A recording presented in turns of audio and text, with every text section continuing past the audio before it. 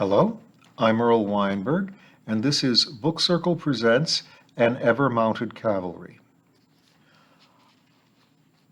Two of the agents of Grand Normandy, Lieutenant Fletcher and Lieutenant Blackhold, have gone to England to acquire magical supplies and have run into an agent of the Ahnenerbe, the Nazi black magic wing. Furthermore, they know that this agent had a partner. She recast the illusions. As a result of the silk's treatment by Otto's knives, the figures staggered and their clothing was ragged, but Fletcher said that would probably help make them better victims. They strolled through the late afternoon lights slanting between warehouses. Their images limped before them. "Just so you know, I have no intention of repeating those ghost tricks," Fletcher told Miss Blackhold. "My goal is to shoot the fellow, stash the body somewhere, and tell Vanguard HQ where to find him. Then they and the Majory can pick him apart." Miss Blackhold nodded. "I shall shoot too," she said, "unless you think it unwise. That will have to be after I drop the illusions, of course." "Sounds good. I don't want you to think that I at all enjoyed drinking that ghost. I don't think it. Because some people do, only they are horrible people. They might make frightfully good secret agents, emphasis on frightful, but the moral cost is too high. No, Lieutenant, I don't in the least suspect you. I am glad you no longer remember, but while you had the ghost, you raged and pleaded both at once to be rid of it. Clearly, holding it was like holding on to hot iron. At one point, you wanted to run to the nearest church and force the pastor to exorcise you, at gunpoint if necessary. You roared long prayers promising to be good if only God would relieve you of this. Where did you learn the word dybbuk? I'll tell you later. You made a very eloquent plea to Mary Magdalene. After that, once I could get your attention, I told you to cough up the ghost. You did so eagerly, so no, I don't think you liked it." He nodded and paced on, studying the sidewalk before him with a thoughtful expression. Miss Blackhold, in turn, studied him. She found no nuances in his expression, but then noticed that the images were gliding along the street without moving their feet. She returned her attention to them and patched the spell. "The mermaid's purse," Fletcher said a few minutes later. "I just remembered. Sorry, I didn't mean to, but it's useful here. Otto and Gustav arranged to meet at the mermaid's purse. We should at least take a look." He put a pleading note into the last sentence. "As I said, you are the authority." Miss Blackhold dismissed their beggarly images when they were nearing the mermaid's purse and no one was in view. They entered into smoke and a roar of talk. Miss Blackhold was instantly conscious of being the only woman in sight. This was a dock workers' pub, not a family establishment like the Peas Blossom back in Oswick. Casting about, she finally spotted a waitress who was returning a tired smile to a customer and seemed relaxed enough. Good. Miss Blackhold adopted a demeanor of dignified calm to radiate the certainty that all the males about her were gentlemen, or close enough. With that out of the way, she opened her perceptions to what magic might be about, since this was a sundered place. There was a sprinkling, little dead spots from wards, basically useless lucky charms, various forms of energy caches. It seemed her own magic was the most potent here at the moment. She scanned the crowd and saw occasional glances toward her bag. Many of the men here were likewise sensitives. They reached the bar. Fletcher asked her what she would like and ordered coffee for both of them. Then he asked if there was a phone available. The barkeep produced one and told him it was 6 pence a call. Outrageous. But Fletcher handed over a shilling, 12 pence, without comment. He dialed. "The London office, please." "Yes, I am." "No, not entirely. I'm in a pub down on Canary Wharf, the Mermaid's Purse." "Certainly. 17:30:15. He waited, then began speaking again. "Yes, this is he." "Yes, she is. We took delivery, but we were followed." This was the most open thing he had said so far. Miss Blackholt looked around, but no one seemed to be paying attention. No one seemed to be running magic, and it didn't seem like anyone could eavesdrop through this noise without it. So far, so good. 2. 1 left now. Yes, quite sure. We've taken notes. Yes, very. Very well, but we have to get back. Very well, we'll head for there and hope to meet you on the way. Please repeat? Got it. Yes, indeed. Goodbye. Miss Blackholt caught his eye and raised a curious brow. Later, he said. She nodded. I'm going to have to speak more openly, he told her. Can you hash up our sound a little? Glad to. The room was already full of a baritone roar fit to scuttle eavesdropping. She needed to do very little to make it impossible. The hard part was sneaking it, doing nothing visible to cast the spell, and building it up slowly so as not to be noticed by the sensitive. After a few seconds, she nodded. He dialed again.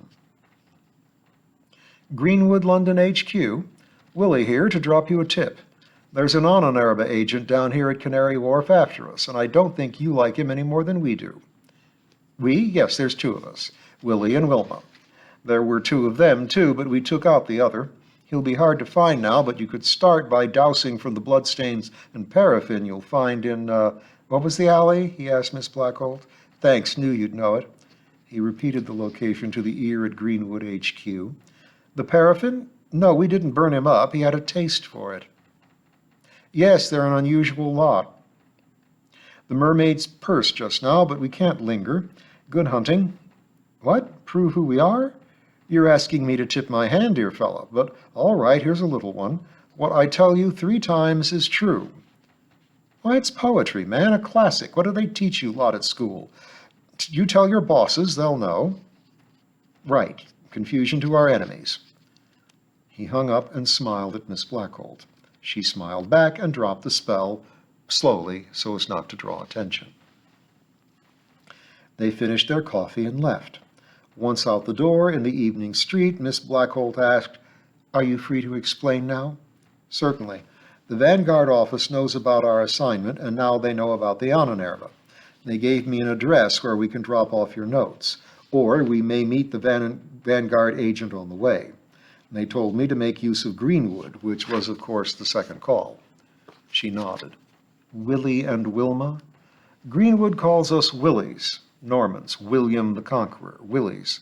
Wilma was my idea. It's the feminine of William, isn't it? Hope you don't mind. Not at all, but I'm surprised to learn Greenwood is cooperating. Fletcher smiled and shrugged. Needs must. They may regard us as a mess of subversive smugglers and scofflaws, but we really don't try to overthrow the unsundered government, and they know it. And just now we have a common enemy. What I tell you 3 times is true is the passphrase identifying us as Grand Normans. From The Hunting of the Snark by Lewis Carroll. Yes, of course you'd know it. You're well read. Miss Blackholt smiled. Time to call up the troops, she announced. She pulled the ragged strips of silk out of her bag and soon had their worse-for-wear doubles staggering down the street ahead of them. They were barely visible in the dark. The Blackout may fox Agent Vulgar better than any of my magic, Miss Blackholt muttered. And make it bally hard to find the drop-off without night vision drops, Fletcher answered. He can't see in the dark, can he? You mentioned enhanced senses, but nothing specific. She opened her bag and rummaged again. Some of the centaurs do see in the dark. Really? Why? Miss Blackholt shrugged. Horses have better night vision than humans, so some of them do too. It's not usual. She picked a bottle by touch, then squinted at it in the gloom. Pass me the matches, said Fletcher. He then struck one, and she verified the identity of the bottle. From it, she put a drop in each eye, then handed it to Fletcher. Once the drops were in, they found the street as visible as on an overcast day, though curiously colorless. Now that he was able to see it, Fletcher looked at the bottle and noted the handwritten label. Your own recipe? Of course. I did my national service in the Majory, and it was a standard lesson for the cadets. Also, it is very useful if you have cast yourself as the village herbalist and there's a blackout on. People take you for the equivalent of a nurse, and you get called out at any hour, at least as much as the doctor. Bicycling in the dark, these drops can save your neck. And you don't tell them, I don't go out at night, Fletcher noted. People ail even more by night than by day. While she had been speaking, she had put her bag down and removed the ragged strips of silk. She now pushed power into their spells, their battle-worn likenesses dragged down the streets before them. She raised a hand and stopped them. On the assumption that he can see as well as we can, she told Fletcher, I want some camouflage for ourselves. The late Otto put the wind up me. He was very fast. He was that, Fletcher agreed. Are you going to make us invisible? He watched with interest as Miss Blackholt extracted a small flat tin, as for tobacco, and opened it. Thanks to the night vision drops, he could see it was full of fine powder. Not wholly. If you are invisible, you lose track of your hands and feet. It is much like walking about in the dark. There are invisibility spells that let you remain visible to yourself, but they are trickier and more fragile. Stand still. She sprinkled powder over Fletcher and then herself. They became translucent, colorless, and blurred. Lead the way, she said to him. Her voice was muffled, and he led, his footfalls producing a gentle padding. Last time they had meandered at a respectable pace so that they and their images would look normal. No need now. They had a place to go and were out after blackout. No hope or reason to pass for ordinary pedestrians. They strode through the empty streets as straight as possible to the drop-off. They passed a policeman and two other solitary figures. The policeman had a very dim torch, and the other two no lights at all. None saw the Grand Normans, shadows in night. Eventually they could hear the subdued rush of tires, few and slow. A trickle of traffic continued through the blackout. Miss Blackholt was just starting to consider when to take down the images when the issue was decided for her. There were two choked-back shots in quick succession, and the illusions vanished. Silk banners crumpled to the pavement, each with a new hole. Gently but firmly, Fletcher pushed her away from him. She took an extra step, meaning to take more, but before she could, someone rushed between them, fast and silent. With only a slight noise, he skidded to a halt and spun round a few feet past them. Fletcher dove into a side street. Miss Blackholt followed, trying to add stealth to the muffling glamour she wore. It must have worked. Vollager did not follow, but returned on his own path, weaving purposefully left and right, like a hound casting for a scent. She thought she even heard him sniff. She had stopped to look back, but also to aim. Fletcher, trained in gun tag, as he had called it, shot first. She followed, but neither hit. They ran, and she noticed how their feet made more noise now. Glamour is fragile. Wear and tear rubs it off. Running and shooting does so faster. A crisper shot rang out. Vollager had not taken time to put on a new silencer. They ran on, dodging around corners in random directions, their footsteps getting louder, their silhouettes getting sharper. Vollager would fall behind at most turns, then pick up the scent and start up again, faster than they. Miss Blackholt realized that Fletcher was not proceeding randomly. He was, she thought, still heading for the drop-off. Screw this, she heard Fletcher mutter far too clearly. He led her around a corner, then doubled back and, with awful slowness, eased around the edge and took aim. Her racing heart beat 10 times, then, even as she jumped at the strike of the noise on her ears, she noted with professional interest how Fletcher became sharp and opaque, all glamour spent. Ha! He hissed it. She didn't think she had ever seen joy and wrath so mingled in anyone's expression. Scramming time, he said, and led the way toward the trickle of sound and light.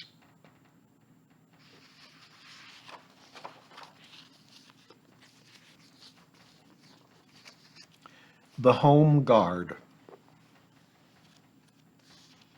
Ivy and Brother Eugene watched the bus out of sight.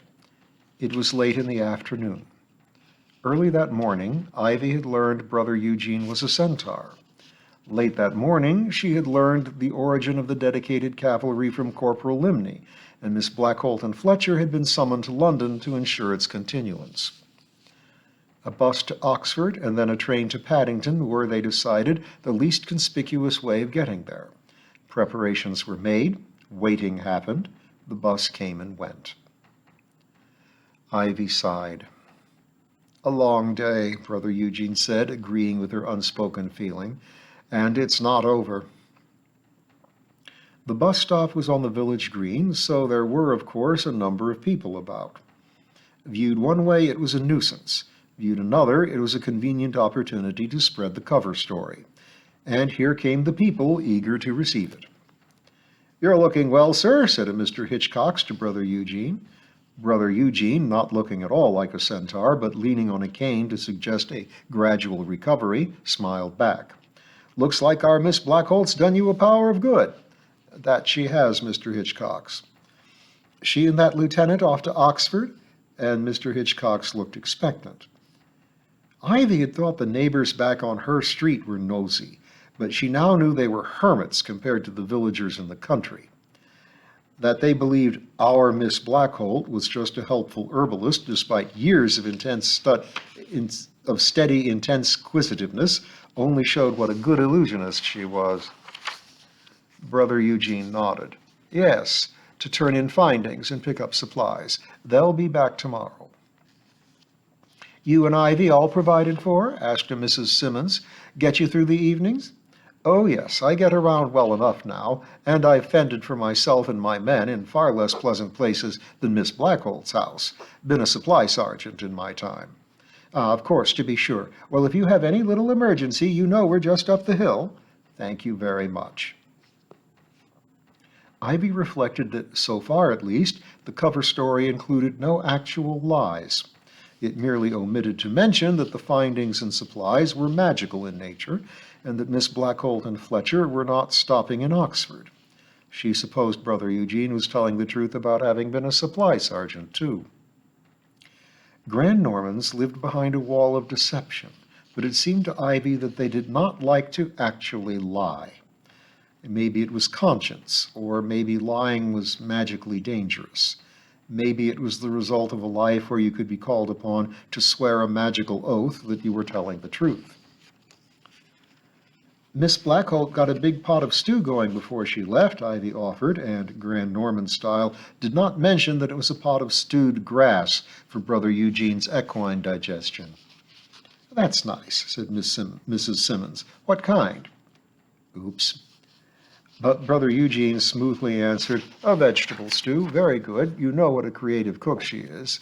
"To be sure, and that clever with her herbs. Early last winter, Mr. Simmons got a cruel sore throat, and she brought over a syrup she made with her honey and herbs. Cleared right up. Never charged, neither." "She's double clever about doctoring," Mr. Hitchcox opined. "Clever about doing it, and clever about getting along with Dr. Wardrop. Always speaks well of him. Never any competition." He tapped the side of his nose significantly. "Well," said Mrs. Simmons, "he's that busy, I'm sure he just regards her as a help." "Ah, so you might think, but—" Brother Eugene smiled, tipped his cowboy hat to them, and left them to it. The further away they got, the less he leaned on his cane. "What do we do now?" asked Ivy, ambling at his side. "Go have some of that stew," Brother Eugene answered. "At least I will. We'll find something more suitable for you. But I'm hungry again. I get hungry often now. In fact, I eat like a horse, as near as I'm able." "The seeming doesn't change that?" "No. I suppose it's theoretically possible, but it's more important she work on making the illusion durable." They went home.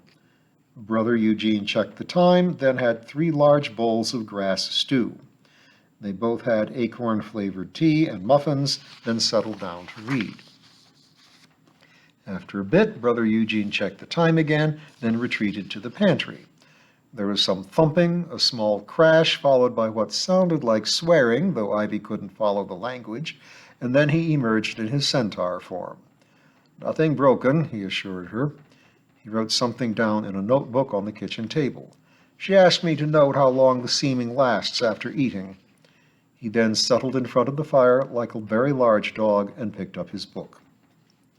They read on. From time to time, Ivy stopped to stare at Brother Eugene. How could this seem so natural? or if not natural, peaceful. But after the day's string of revelations, the peace was very welcome. After a while, Brother Eugene got up and had some more grass stew. After another while, he got up again and started to cook supper. Ivy watched him crouch over the human-scaled stove for a while, then asked, "Would you like me to fetch a seeming potion so you can cook in human shape? I think I know where they are." "Thank you, Ivy, but no, I don't think we should be in a hurry to use them. They're hard to make. Anyway, unless and until I can be changed back, I must get used to this sort of thing." "All right. Where did you learn to cook?" "In the cavalry. Being a medic isn't a full-time job unless you are in a very large company, so they taught me other useful skills. Tonight we are having hamburgers, though I admit I'm filling them out with rather a lot of oatmeal, but that's wartime for you. And garden vegetables, no complaints there." "Thank you, that sounds delicious." "And grass stew," he added resignedly. After dinner, they listened to the radio for a bit, then started to play chemin de fer. But it felt odd to Ivy to play it with only two, so Brother Eugene started teaching her poker. This was interesting, but it was one more thing to learn on what had been a decidedly over-educational day. After a bit, Ivy ventured to announce she was tired, so they went back to reading. Soon it was bedtime. Brother Eugene noticed Ivy's eyelids drooping. He rose and announced, "Well, I shall be turning in. Good night, Ivy. This has been very pleasant. It's relaxing being able to be with you undisguised. Good night." He squeezed out the door and was gone. Ivy no longer felt the slightest bit sleepy, but she had been just a minute ago. The sensible thing was to go up to bed. She went up, brushed her teeth, and put on her nightgown. And got no further. No way was she going to sleep alone in the house. She tried to analyze her nervousness. She refused to call it fear. Was it that the house was full of potions and spells and other bits of magic she did not understand? No. Was it that she was surrounded by unhuman beings? No. She would really rather go and sit by the hives. They would be company. Or, of course, Brother Eugene was immersed in a Kipling story when he heard the knock on his door. He looked up. "Ivy?" She burst in. "Should we go say good night to the bees?" she asked in a rush. "What?" "Well, I don't know if Miss Blackholt did that, but she said you had to tell the bees everything that went on, and she isn't here, so should we tell them instead?" This was delivered at machine gun speed. Melissa and the company had been there in the room when the plans were made. There was no need to tell them anything. But Brother Eugene divined this was not the issue. It certainly couldn't do any harm. "Ivy, don't you have a housecoat? It's far too cold for you to be larking about in your nightgown. Here." He rose, brought her a blanket, and came out with her. They made their way to the darkened garden and stood next to the hives, faintly rumbling through the night. "Thank you for all your help today," Brother Eugene said into the shadows. "It was invaluable. Good night." There was no response. He waited a little longer. Could I sleep in the garage tonight?" Ivy stammered. "I was going to stay up reading. Will the light bother you?" "No!" "Then come along." He started to lead the way back to the garage, but paused. "Miss Blackholt's files. They shouldn't be left unsecured, and it's certainly not your responsibility to guard them. Perhaps I should spend the night in the house. Won't you be uncomfortable?" He shrugged. "Won't you be uncomfortable in the garage?" "I don't think so. It's a good mattress, and you have plenty of blankets." "Very well." There was a little two-drawer filing cabinet next to Miss Blackholt's desk. The bottom drawer contained bank statements, insurance receipts, and other dreary stuff. The top drawer contained an alphabetical roll of folders with people's names on them and notes in chenillets. Brother Eugene recognized their medical character, Miss Blackholt's work as an herbalist. It also contained 5 thick folders full of carbon copies and handwritten notes, ostensibly in English, but all wholly incomprehensible to Ivy and Brother Eugene. "Here we are," he said confidently, and plucked them out. 2 minutes later, they were in the garage.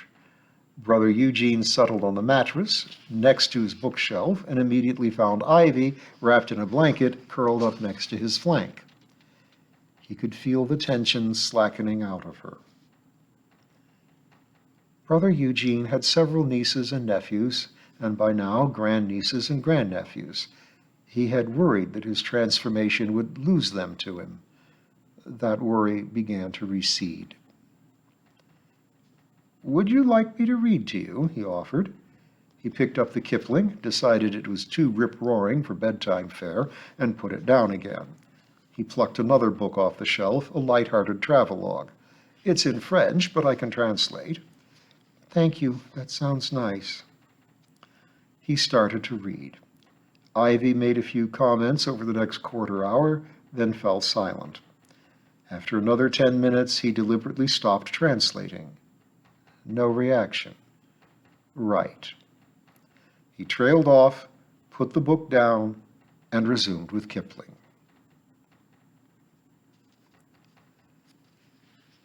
And so they are settled down for a quiet night's sleep together. But come back next time to see how far they get with that.